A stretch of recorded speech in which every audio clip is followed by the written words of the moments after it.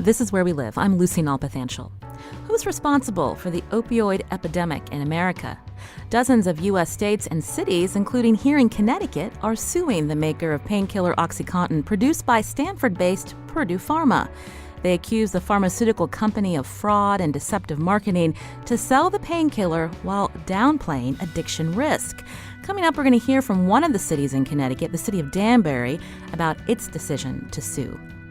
A new book by journalist Beth Macy investigates the opioid crisis from the time OxyContin came onto the market to how prescription drugs led to the epidemic. She charts its course through central Appalachia before it spread to suburbs and cities nationwide. The book is called Dopesick: Dealers, Doctors, and the Drug Company That Addicted America. Beth Macy is the author and journalist, and she's written several books. Beth, welcome to the show. Thanks for having me, Lucy. Now, Beth is joining us today from the studios of WVTF in Roanoke, Virginia, and our listeners can join our conversation too. That number, 860-275-7266. You can find us on Facebook and Twitter at Where We Live. I understand you're a reporter for the Roanoke Times in Virginia for many years. So what motivated you to write this book? So I started writing about heroin. I was the family's beat reporter until 2014, and I wrote a three-part series about heroin when it landed in the wealthy white suburbs around 2010. And readers sort of went, choked on their coffee and said, holy crap, white kids are doing heroin? And nobody knew because nobody had paid attention when the opioid crisis was first breaking out in the rural hinterlands. And then, of course, in the suburbs where kids had the money to hide their addiction, it took a long while before it became aware in the suburbs and cities, too. So that really allowed it to fester and grow.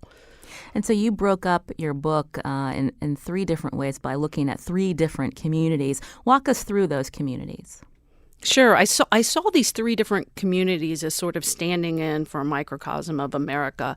I start out with central Appalachia. The westernmost county in Virginia is called Lee County, and that's where they really first started having problems with OxyContin abuse and overprescribing almost immediately after the drug was introduced in 1996. And then I follow the spread to heroin in the mid-aughts and late-aughts, and then through Roanoke, Virginia, where I've been a reporter for almost 30 years. And then more recently, because there's nowhere the opioid crisis isn't, I followed sort of the spread to heroin and fentanyl in a non-distressed kind of idyllic farm community called Woodstock, Virginia, where a twice-convicted drug dealer had landed and started bringing heroin in from Harlem. And we're going to hear more about this conversation you had with this dealer, Ronnie Jones, actually in prison. But when we look at the title of your book, Beth, you chose to call it Dopesick. When we hear that term, tell us what you mean and then why you chose it for this book. I chose it because it's kind of in your face, and it's also the concept that most Americans still don't seem to quite grasp.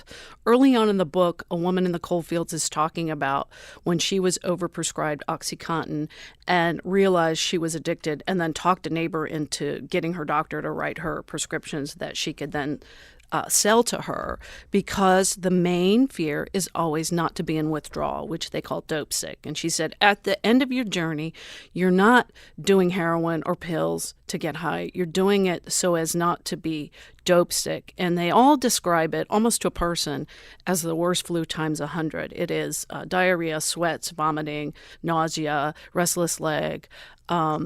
And person after person that I interviewed who is addicted to these morphine-based products, they are pretty much describe it almost as if their brains are hijacked by the molecule.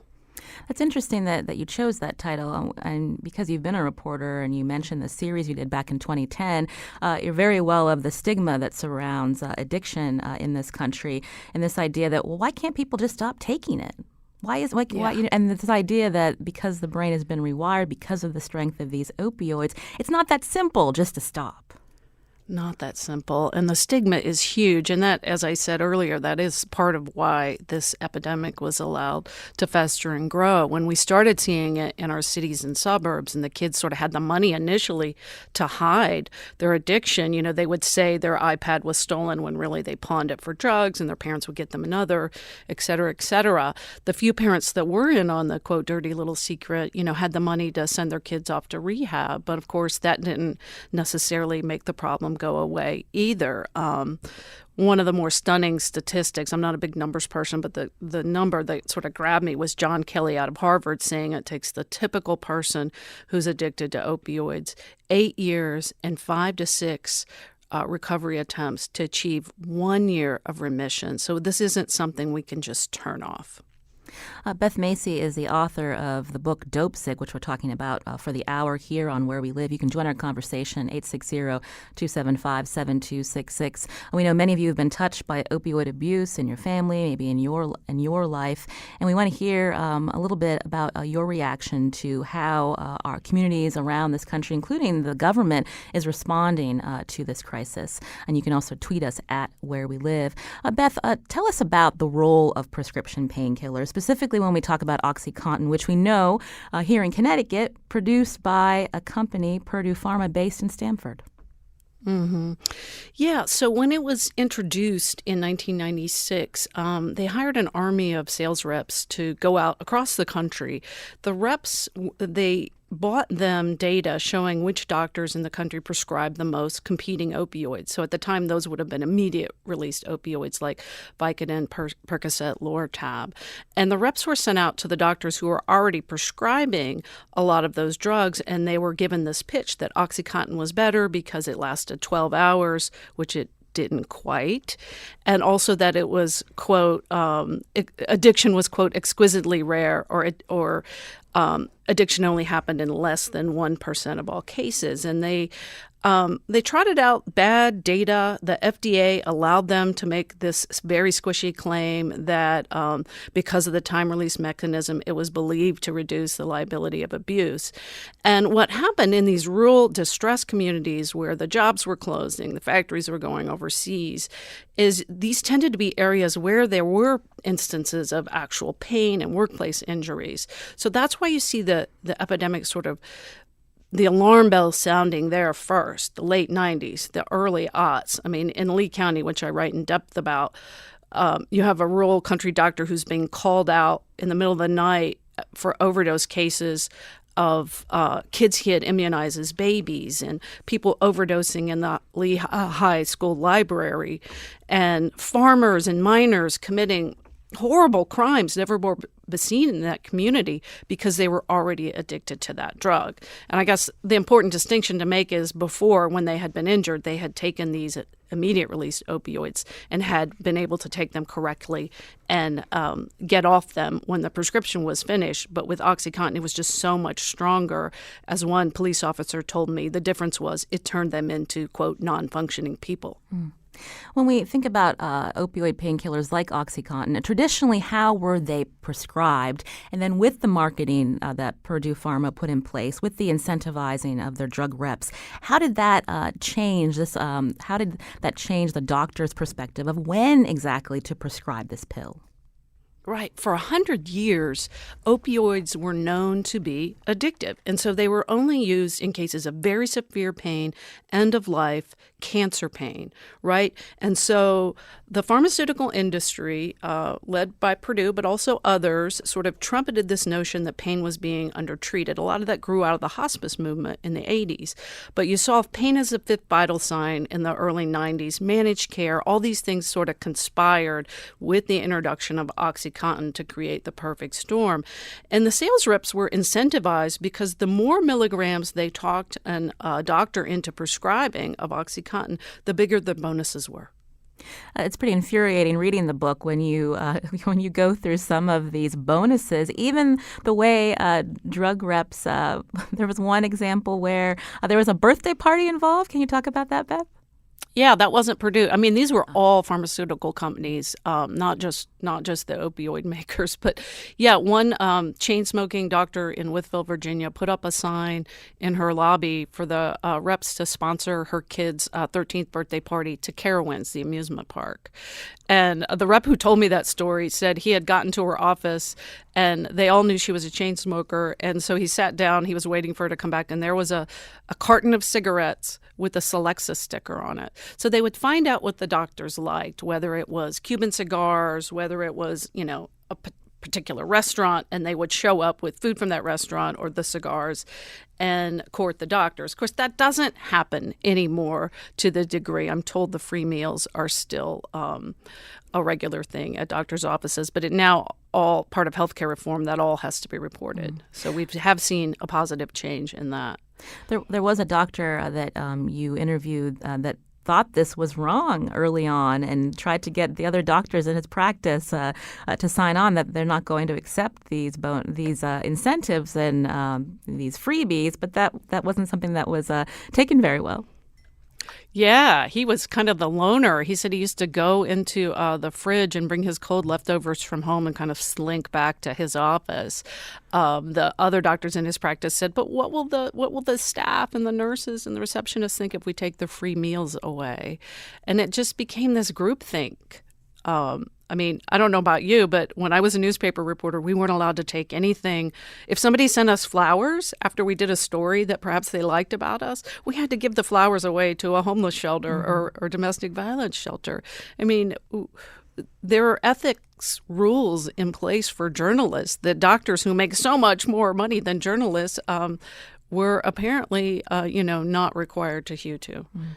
So because of all this effort to sell the drug, so to speak, to doctors who then in turn prescribed it to patients, starting in these very poor areas like Lee County, what kind of impact did that have in the community? And who were the first people? You mentioned this one doctor, but others that started to sound the warning that this was going to end badly? Oh, yeah. So Dr. Art Van Zee from St. Charles works at a federally qualified sliding scale health center. He started calling them, writing letters right away. One of his earliest letters said something to the effect of, writing the medical director of Purdue, "My fear is that these distressed rural areas are sentinel areas, just the way San Francisco and New York were in the early years of HIV." And of course, he was absolutely right. I found the police officer out there who, as early as 97 or 98, he wasn't sure, but one of his longtime confidential informants leans into his car and says, "This feller up here has got this new drug he's selling. It's called OxyContin." And he says it's great.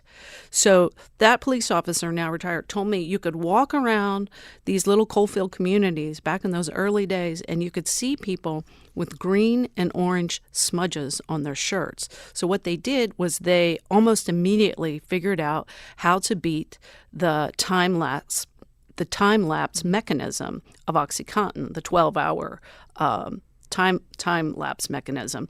They would put it in their mouth, wait for the coating to melt off, and then they would rub the coating or the time lapse mechanism off on the shirts. So the pills were orange and green, the 40 and 80 milligrams. And, so he was seeing that as early as the late 90s. Pharmacists were being broken into. One pharmacist, started telling his customers right away, "You lock this up because people will break into your house for this." Grocery store manager from the coal fields was shot and killed because he was making a night deposit with the grocery store earnings of the day, and somebody was so dope sick they needed to get his money to buy more street OxyContin. Meanwhile, Beth, we mentioned this drug came onto the market, I think, in 1996. How was Purdue Pharma benefiting when we look at the profits within over a 10-year period? Well, according to a New Yorker piece that ran in January of this year, they've made more than $30 billion. The big thing they did was they changed the narrative around opioids, which for a century we knew were not safe except for at end of life and very severe pain. They made it okay for doctors to be comfortable to prescribe them for moderate pain, so low back pain, osteoarthritis. Things that before we would have just used Tylenol or aspirin for, or non-opioid medications. They preached that narrative really hard with the sales reps. And of course, now you see the CDC guidelines in 2016 going back to we only give opioids in severe pain. And we're going back to that thinking that we had for a century. But what they really did was flip the narrative. We've been talking about Purdue Pharma, the company, but it was the Sacklers who founded that company, again, based in Stamford, Connecticut. What can you tell us about them, Beth? Well, it was a small company, began in the 50s, and was before the painkillers, was best known for betadine, earwax remover, laxatives, and it was headed up by three brothers who were research psychiatrists, and Arthur Sackler in particular, no longer living, and was not part of the OxyContin development team, but he was really sort of the pioneer of medical marketing and had a newspaper, sort of pioneered this idea of paying doctors to become paid spokesmen for drugs. And, he was known for the ad campaign for Valium, becoming Mother's Little Helper, and that kind of thing. And so when you see his relatives sort of using some of these same techniques with OxyContin, these are ideas that were pioneered by Arthur Sackler originally. In your book, you write Purdue had earned over $2.8 billion from OxyContin by 2007, including $595 million in earnings in 2006 alone. With me today from the studios of WVTF in Roanoke is Beth Macy. She's a journalist and author of the most recent book, Dopesick, Dealers, Doctors, and the Drug Company That Addicted America. We're going to continue our conversation with her after the break, and we want to hear from you. How should opioid addiction be treated in communities?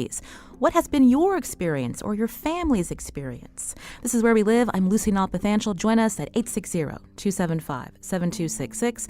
Find us on Facebook and Twitter at Where We Live.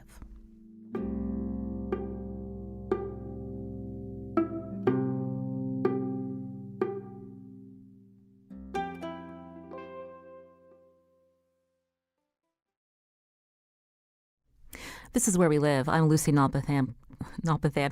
How much has the opioid crisis cost communities nationwide, from lost productivity, hospitalizations, and incarceration, among other consequences? 100 Americans are dying from overdoses every day. As our guest today, Beth Macy, writes in her book, Dopesick, epidemiologists predict the toll could spike to 250 a day as synthetic opioids like fentanyl become more pervasive. What's the answer to solving this crisis? What has been your family's experience with opioid abuse? You can join our conversation, 860-275-7266. Find us on Facebook and Twitter at Where We Live. Beth Macy is joining us from Roanoke, Virginia today. Your book chronicles the stories of many people who are fighting back, but one of the people that you start the book with is someone who was put into prison for dealing, and that's Ronnie Jones. Tell us about him, Beth, and why you chose to go to prison to interview him. Sure. Well, when I was circling back to first start doing my research for my book proposal, I went back to the prosecutors that I had interviewed for that initial story that I wrote in 2012 and asked if they could just talk about what they were seeing now. And of course, they were seeing the same thing, but more of it, and in places where they'd never seen it happening before, like this rural farm town, not a distressed area in the northern Shenandoah Valley. And one of the prosecutors said we just put 84 people away on federal and state charges. And the ringleader at the top was this fellow named Ronnie Jones. He had been sent to this small town to work in a chicken plant to serve out the last part of his prison sentence for an earlier charge. He had previously been a crack and marijuana dealer. And so when he got out and he decided to stay in the region, no one would hire him.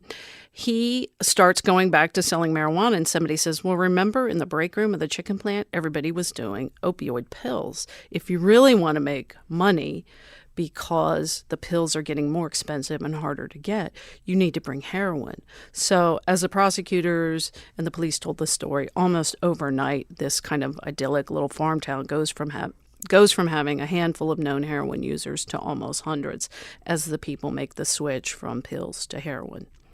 And I'm going to interview him in prison at the request of a young man, 19 years old. He was a high school football star who had initially been addicted to painkillers from a snowboarding accident. And he ends up dead on somebody else's bathroom floor. And his mother just can't understand. I meet her at his gravesite, overlooking the football field where Jesse had once made the crowd roar. And his mother says to me, "I thought it was just pills. Can you help me understand why it is I lost my beautiful, burly 19-year-old son who never missed a day of work? I thought it was just pills." That's interesting, that disconnect that we're hearing the mother when she says she thought it was just pills. People still weren't really aware of the consequences of prescription drug abuse and how that can lead to heroin abuse as well.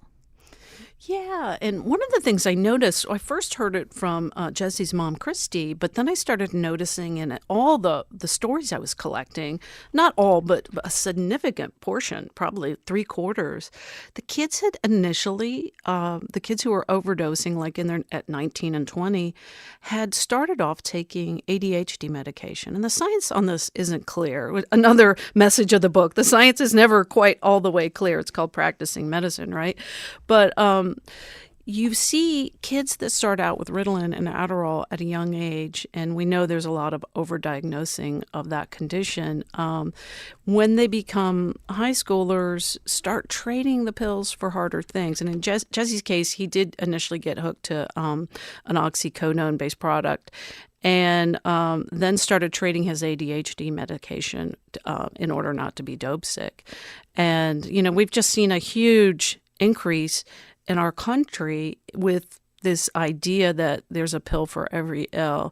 I mean, to the point that 2/3 of our college seniors now have been offered prescription stimulants for non-medical use. I just think that's crazy. This is Where We Live. You can join our conversation, 860-275-7266. Dan is calling from Hartford. Dan, go ahead with your question or comment. Hey, yeah. First, I want to thank you guys for actually talking about this topic because it kind of touches home a lot. I've been a cancer patient and for 2010, and I was prescribed painkillers like you would not believe. They started off with 245 milligram oxys, and then eventually, after 2 years on that, I was able to up myself to 15s, then up to 30s. So I was getting 180 30s a day, or a month, and 245s a month, along with 25 milligram fentanyl patches, 25 of those a month. And I've been clean over a year. It was just that the doctors don't care who's really on it. They just prescribe whatever they want and however much they want. And I was able to get whatever I wanted. And all I had to do is say, my back's bothering me, my legs bother me, because that's where my cancer was located. And now that I'm off of it, I could see people that I know that are on it. And what's been going on is they prescribe so much that people are not getting that high anymore. And I see it with friends that I don't talk to anymore, but it's led to heroin use, and I've known enough people who've died off of it. And it's sad what is going on in society, where people are able to get just so much medication and narcotics that they don't even need them.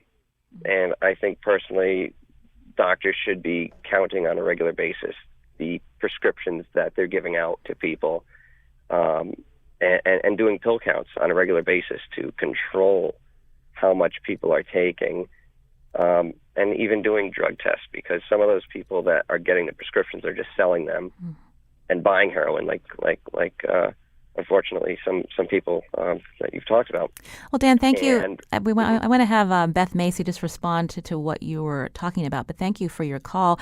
I'm interested in hearing your take, Beth, because in your book you talk about some of the ways communities, states have responded. I know even here in Connecticut there's now prescription drug monitoring program, but from what Dan is saying, is it effective? Well, I think doctors are being a lot more cautious about that. In fact, I'm hearing from a lot of people who used to be in Dan's situation who are, people who are having the opposite problem. Actually, they can't get their painkillers. One of my colleagues at the newspaper, in fact, she's on some painkillers as a way to avoid a surgery. And, she gardens and she beekeeps and she's a very active person. And she says, without these drugs, I couldn't do my job. I'd have to have this life-threatening surgery. And so we just need more nuance, but definitely, we do need a big correction. And I think you're starting to see that with the CDC guidelines in 16 that says only use the opioids if everything else has been tried first, and only use them in the most severe cases. But I also think if we just leave these patients in severe pain, cancer patients, et cetera, just out to dry, they are going to go because of that fear of dope sickness. They're going to go, and you're seeing some of the data from public health journals saying they do go to heroin and they are at risk of overdose deaths. So we just need a really thoughtful, nuanced approach to this. Over the years, many lawsuits have been brought against Purdue Pharma. Tell us about what happened in 2007 and what was the result when I believe it's a U.S. attorney in Virginia that went after Purdue. Yeah, based in Roanoke, here where I live, John Brownlee was the U.S. attorney at the time, started investigating the company and over a 5-year period, and ended up filing criminal misbranding charges. There was a plea agreement in Abingdon, Virginia, which is not far from where Dr. Van Zee practiced in the coal fields. And Purdue, the company, actually the holding company, Purdue Frederick, pleaded guilty to criminal misbranding, felony charge, and the 3 top executives pleaded guilty to misdemeanor versions. No one went to jail, though, and because it was the holding company, not Purdue Pharma, Purdue Pharma was able still to do business with TRICARE, Medicaid, Medicare. Nothing really happened. Sales continue to increase. And none of that money, so they paid a $634.5 million fine. None of that money went to treatment. So you hear now a lot about this multi-jurisdictional litigation being overseen by a federal judge in Cleveland. And many activists and advocates are really hoping that the money for treatment will be, will be there in the settlement that comes out of that. And that's against Purdue, not just Purdue, but many opioid makers and distributors.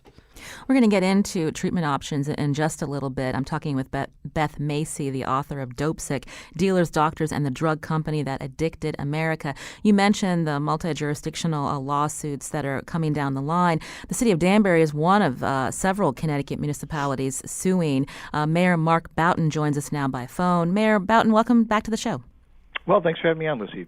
So tell us about Danbury's decision to sue, and who are you suing, and what would you want the outcome to be? Where would the money go? Yeah, we're suing the makers of the particular drugs in question, the opioids in question, and really we're looking for assistance, financial assistance with both the outcome of somebody who's addicted in terms of the cost to the community, as well as some proactive approaches in terms of treatment and supporting some of our groups out there. I've been listening to the show. I think everything has pretty much been covered in terms of what the problem is.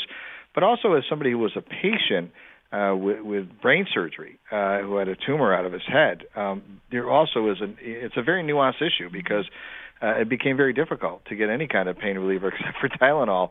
And I had a rough couple of months there. So I think there's a balance that has to be struck in there, and I think we need Purdue and every other manufacturer's assistance in finding that balance. Look, we need to go after the doctor that's prescribing 1 million pills a month. We know there's something wrong there, and the folks that are out there that are selling this stuff. But more importantly, too, we need to understand that there is value to this medication if used appropriately and correctly and not abused. And so somehow we've got to make them a partner in this, and the only way we can bring them to the table is through a lawsuit. Mayor Boughton, thank you for that point, bringing that up about what happened after your brain surgery and the struggle sometimes to get relief with a medication. Beth Macy, you mentioned that, I believe, in your book, that you've heard from people, too, that say, look, sometimes now I'm being treated like I'm an addict, but I do need this medicine for a legit condition. Right. And I think doctors are getting, rightfully more cautious, but we don't want to overcorrect either, because we don't want those people going into the black market and buying heroin to stave off their dope sickness and then getting fentanyl in it and overdosing and dying. And I mean, the important thing to remember is, even though doctors are being better about not overprescribing, we still have 2.6 million people with opioid use disorder in this country. Some experts believe it's as many as 4 million.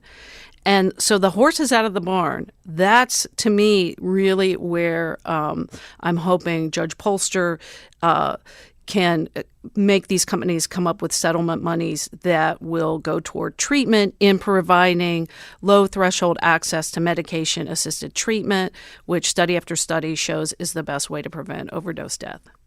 We're going to get to that in just a couple of minutes, but I did want to ask Mayor Boughton, while he's on the line, again, you're participating in a suit to try to get these opioid drug makers to pay for the consequences of these prescription drugs that have led to the opioid epidemic around the country. What has been the impact in your city?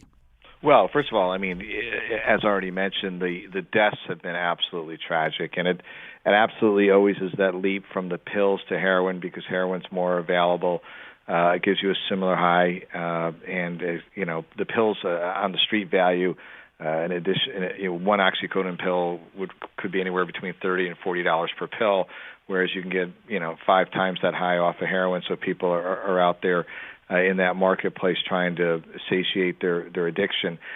So because of that, we've seen between 30 and 50 deaths per year of people from overdoses, and it's absolutely tragic. And oftentimes, as mentioned, the material is laced with fentanyl, which is highly dangerous for people. So we know that's a problem, and there's a cost to that. We also know that we're picking up people on the street who are ODing, and we just recently saw a horrible case in different substance, but still a horrible case in New Haven, where people are ODing, and there's a cost to the hospitals, there's a cost to the ambulances, there's a cost to our emergency management and public safety personnel. It costs the city to manage this addiction problem, and so we have tallied that cost on a yearly basis, and that is well north of several $1 million to our city. And we expect to be compensated for that. And then obviously we would want to use those monies for proactive treatment and programming and education for people that are out there in terms of understanding this can be a real danger to you. Mayor Mark Boughton from the city of Danbury, thank you so much for joining us. We appreciate it. Thank you. This is Where We Live. Today we're looking into the opioid epidemic in our country through the lens of this new book, Dopesick, Dealers, Doctors, and the Drug Company That Addicted America. Beth Macy's a journalist and author of this book, among others. She's joining us from Roanoke, Virginia today. We've mentioned medication-assisted treatment a couple of times, so let's get to that, because some of the people that you profile in your book, there are parents who have the means to pay for rehab in and out again for their children who have become addicted. But let's talk about what are the treatment options out there, and what does science show what actually can help someone who's been addicted to opioids? Sure. You mentioned the parents paying thousands of dollars to send their kids to out-of-state rehabs. Most of the rehabs in this country don't allow medication-assisted treatment because they're abstinence only. So less than half, and only 2% allow all 3 kinds of medication-assisted treatment, which are methadone, buprenorphine, and naloxone. And naltrexone, or Vivitrol is the brand name. And what I saw over and over as I was following some of these families for the last 2.5 years is just sort of Herculean efforts to get the money to send their addicted 20-something-year-old to a recovery center across the country. They would bomb out of that. They would check themselves out, and they were living on the streets and mixing with criminal gangs and prostitution, many of them prostituting to get those drugs. And after all of my research, I have come to believe that it is just so much safer to keep people in their home communities, but to make access to this MAT, or medication-assisted treatment, buprenorphine and methadone are the best ways, according to every scientific survey, to make them accessible to people, many of whom are living on the streets, in a really low threshold way. So to me, that comes down to what my one of my main sources, young Tess Henry, told me the first time I interviewed her. She had been addicted by 2 30-day prescriptions to opioids for a simple case of bronchitis at an urgent care center. And the first time I interviewed her in late 2015, she said, what we need are urgent care centers for the addicted. And to me, that's a syringe exchange and recovery program, because we have skyrocketing hepatitis C rates, potential skyrocketing HIV rates because of people sharing dirty needles. We have law enforcement officers getting stuck by them and having to be tested for a year to make sure they don't get hepatitis C. It's a danger to have these dirty needles out there. And what a syringe exchange can do is not only provide clean needles until somebody's ready to go to treatment, but it's also a really low threshold, easy access way to then refer people to treatment in their communities. We hosted a panel discussion in New Haven at Gateway Community College a couple of months ago, Beth, where we had an epidemiologist and a former opioid abuser on this panel. The former abuser now works in recovery. And there was quite a tension between both of them about approaches to treatment, meds versus beds. Where does that tension come from? Because the former opioid abuser says that abstinence was his way, and they don't want to be encouraging people to be on medication the rest of their lives, to trade one drug for another. Yes, I heard that over and over, and I saw that play out with Tess, for instance, who I was just speaking about. But it comes from, an AA and NA believe in abstinence only, and many of these treatment centers were designed around that 12-step philosophy. And I'm so glad for people for whom abstinence only treatment works. I'm so happy for them. But the numbers are really clear, 10 to 11% can get better from opioid addiction using abstinence-only 12-step versus medication-assisted treatment plus therapy and counseling and social supports. Numbers can be as high as 50 to 60% in preventing overdose death. So I think it's pretty clear, and I have seen so many people struggle, so many people be stigmatized, sitting in NA meetings with young Tess Henry multiple times, and they would allow her to be there, but when she would ask for somebody to sponsor her, they would say, no, if you're on Suboxone, no way, sorry. You're not, quote, clean. And that was like daggers to her. And that, just sort of led her back to the streets.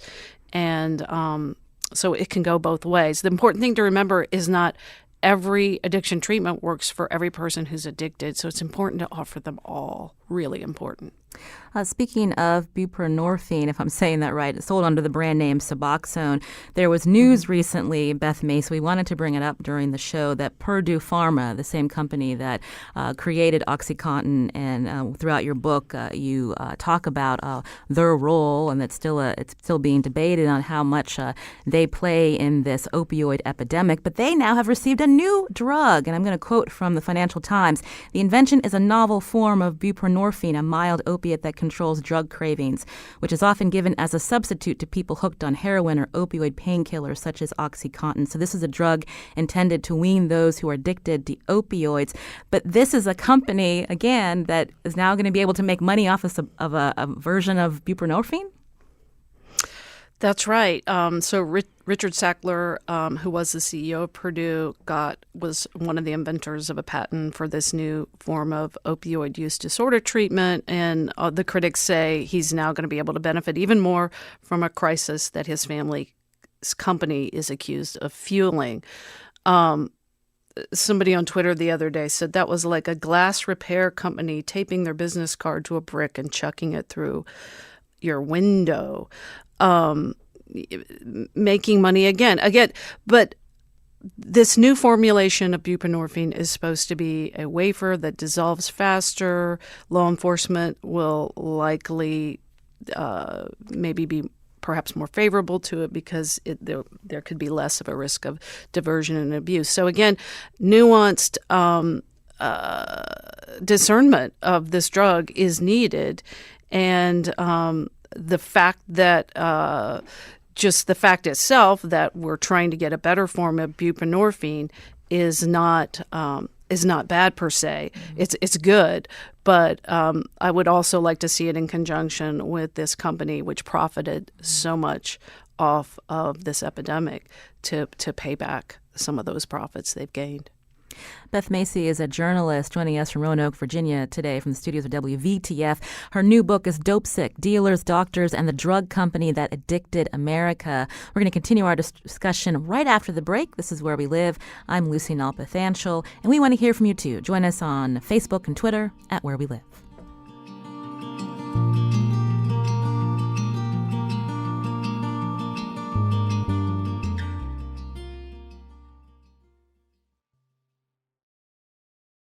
This is Where We Live. I'm Lucy Nalpathanchel. Today, my guest is Beth Macy, author of the new book, Dopesick.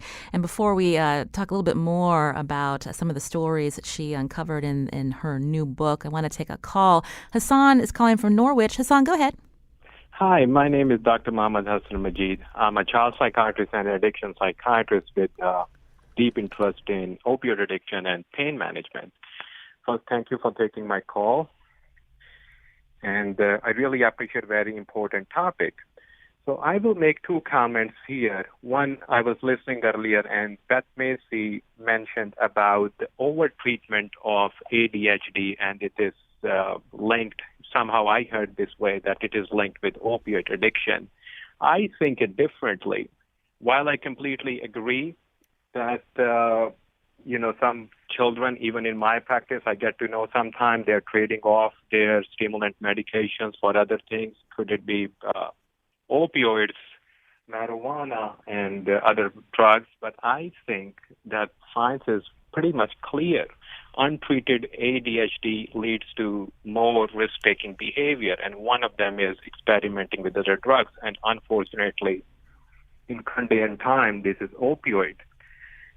So that was one comment. And the second thing is, as my interest is in pain management, and I write extensively about it, that something is missing from pain management, which is, one, psychiatrists are not taking interest in pain management.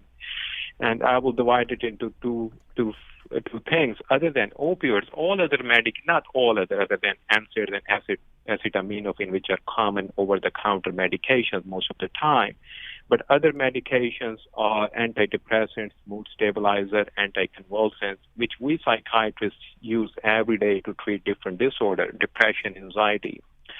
And these disorders are extremely comorbid with pain as well, like depression, anxiety, personality disorder, substance use disorder, unfortunately. So I believe if psychiatrists get involved more in treatment of chronic pain disorder, we can provide better care in many ways. Hassan, thank you for those two comments. I wanted to get Beth Macy to respond first to the families where they told you that with ADHD, their children having the Ritalin, the Adderall, that might have impacted their child's addiction later on, and then this new focus on pain management. Yeah, and I say in the book that the science is unclear. I hear his point about untreated ADHD leading to risk-taking behavior, but there's also a lot of data that it is overdiagnosed, and a lot of parents want their children to have the best shot at doing well in their school studies, and we hear that over and over again. In terms of the pain, and I do say in the book, I quote studies that conflict that are both pretty current. So I believe the science is still a bit unclear on that, and more research needs to be done. In terms of the pain management and this idea of psychiatrists child psychiatrists in particular, dealing with pain management medication, in particular buprenorphine, I think it's really clear that we need more doctors to become waivered to prescribe buprenorphine, not for just children, but for everyone. In France, where they took the waiver requirement away, they expanded the capacity for prescribing buprenorphine times 10, and their overdose deaths went down 87%. So many doctors still don't want to do this. It's perhaps a bit cumbersome. The DEA has to sign off. I know part of it is still the stigma. They don't want, quote, addicts in their waiting room. But look, they have, quote, addicts in their waiting room. And doctors helped us get into this epidemic. I think they should feel morally compelled to help get us out. We got a tweet from a listener, Christina, who writes, since graduating from Southington High School in 2009, I've lost 4 classmates to opioid addiction. Each person started using their prescription medication. We just have a couple of minutes left, Beth Macy. But when you read your book, Dopesick, with this epidemic, we naturally want to find someone to blame for where we are today. And you walk us through meeting dealer Ronnie Jones, talking about the pharmaceutical company that produced this very strong and addictive painkiller. But when you're talking with the families affected, who do they blame? It's kind of all over the map. Some blame the person who sold their child the drugs that they overdosed on, not really understanding that that person was addicted to, and more than likely just selling those drugs to, supply his own heroin. Many people blame the pharmaceutical companies for, the criminal misbranding that went on. Many people blame the doctors who took a lot of 5,000 of whom doctors, nurses, and pharmacists became paid spokesmen for the drug. There's a lot of blame to go around, but what we really need now with at least 2.6 million people addicted to opioids, we need leadership to get us out of it. Speaking of leadership, we look often to Washington to help with funding, to support treatment options. Mixed messages coming from the Trump administration on this one, Beth? Yeah. A few months ago, he was talking about executing drug dealers, and I think back to people like Tess and to Jesse that I write about, and Brian. I mean, these are tree trimmers and high school football stars and cheerleaders that are largely dealing to support their own habits. And I think more nuance is needed. I mean, he said he was going to declare a national emergency, and he's declared a public health emergency, which sounds like a national emergency, but it gives no new authority or money for treatment. And that's what we really need. Experts believe we need $60 billion over the next 10 years to appropriately get opioid use disorder treatment enmeshed with our healthcare system. That's a lot of money, and we're seeing dribs and drabs being debated in Congress. We need real leadership at both federal, state, and local levels. Beth Macy, again, is a journalist and author of the book Dopesick. Before we let you go, I understand that you wear a locket with the picture of one of the individuals you profiled in your book. Tell us a little bit about Tess and why you wear her picture. Yeah, it's a locket, and it's got a poem by E.E. Cummings engraved on the outside of it. Her mother gave it to me. She has a matching one. And the poem was called I Carry Your Heart in My Heart, and it represents the way Tess felt about her son. She had lost custody of him when he was just a toddler. I didn't see him for many months up until she was murdered on Christmas Eve in Las Vegas after checking herself out of an abstinence-only rehab. She so wanted to get better so she could parent her child again. And inside the locket, I keep a picture of her with her rescue dog, Coda, who she loved. And I keep a picture on the other side of the locket of James Baldwin, who said, not everything that is faced can be changed, but nothing can be changed until it's faced. And I hope the message of this book is that until we understand how we got here and where the gaps are in treatment, we're still going to be a country where it's so much easier to get addicted than it is to get help for addiction.